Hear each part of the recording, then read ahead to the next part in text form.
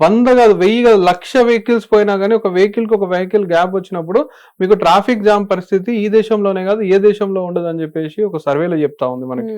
So అలాంటప్పుడు మరి ఎందుకని చెప్పేసి ట్రాఫిక్ జామ్ అవుతా ఉంది? జస్ట్ బికాస్ ఏంటి అని అంటే మధ్యలోకి వచ్చి దూరడం. సార్ ఎవరికి వినండి మధ్యలోకి వచ్చి దూరడం.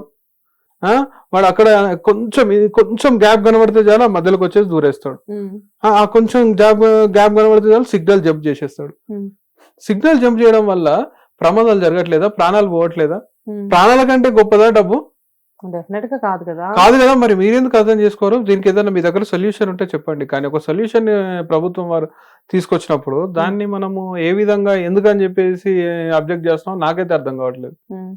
సో ఒక ప్రభుత్వం ఒక నిర్ణయం తీసుకుంది ఇటువంటి వాటికి చెక్ పెట్టడానికి, వాళ్ళు ఒక సొల్యూషన్ వెతికి దాన్ని ఇది ప్రాపర్ రైట్ సొల్యూషన్ అని చెప్తా ఉన్నారు. మీరెందుకని చెప్పేసి అది సొల్యూషన్ కాదు, వ్యక్తిగత భద్రత అది ఇది అట్లా ఇట్లా అని చెప్పేసి చెప్తా ఉన్నారు. నాకు అర్థం కావట్లేదు.